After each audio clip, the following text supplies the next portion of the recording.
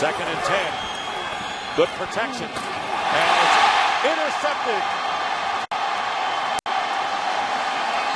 And it's Willis who picked it off. And Stanton overthrew the checkoff.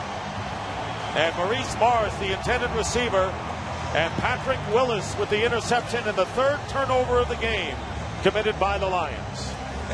I don't think he squared up and used his fundamentals quite as well on this throw, because it was supposed to be a check down to Maurice Morris, and the ball just sails on him. Just takes off and goes.